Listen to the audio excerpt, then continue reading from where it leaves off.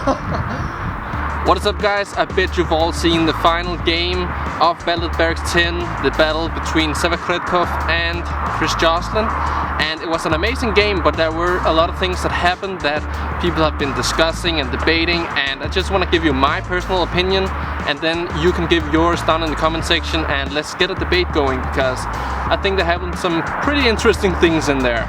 So if you saw the live game, you would have picked up a few more things than the one the Barracks put out where they had kind of edited, because we do see Sewa calling his own redo in both of the games, but people talk down on the fact that if you saw it live, Chris Joslin was like waiting for the ref, Mike Mo, to kind of judge whether or not it was a redo, because Chris Joslin had a few questionable landings, and instead of being like Sewa and just calling it himself, he was, you know, waiting for the ref. I think that's the way it should be, you know, there's nothing wrong with that.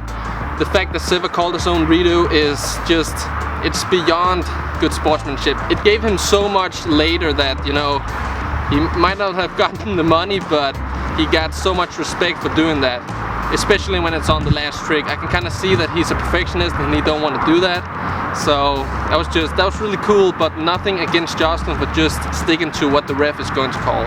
Another thing is, when reading up the rules, there's the offensive toe drag gets one do-over, defensive toe drag gets a bigger blah blah blah. But you know, Chris Joslin got two do-overs on his last trick, the switch front pop late flip, which they kind of labeled as a switch front side 360 pop shove it. So a quick editing job from the Barracks side, but that was just really weird. And people are saying that because Sewa called his own redo, Mike Mo judged a little harsher than he should have.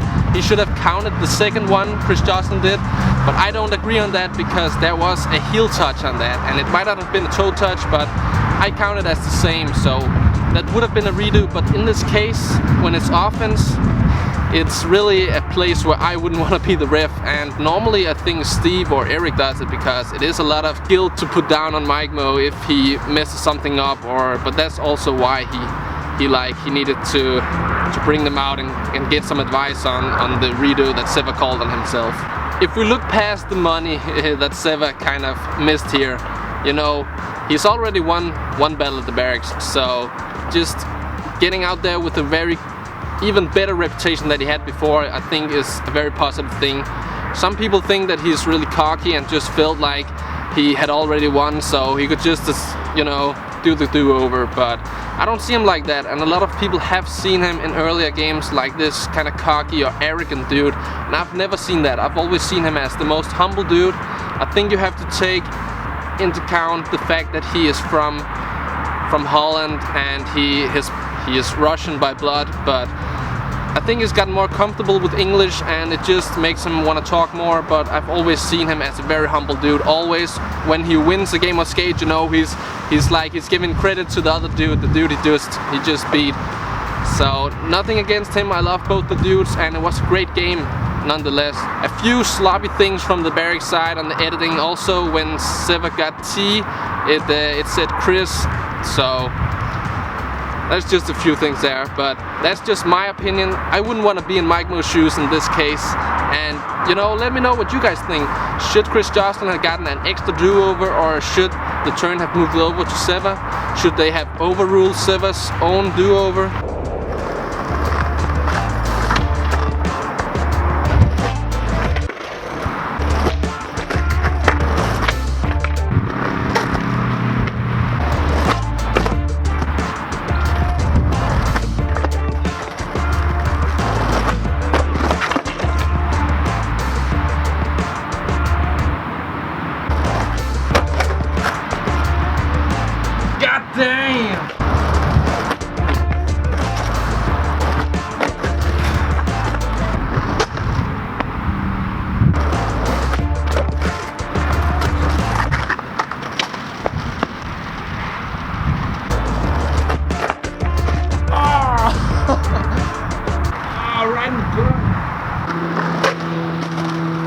I thought I could learn a frontside double flip, but I've spent like an hour on it now, and I don't think it's a trick I'm supposed to learn.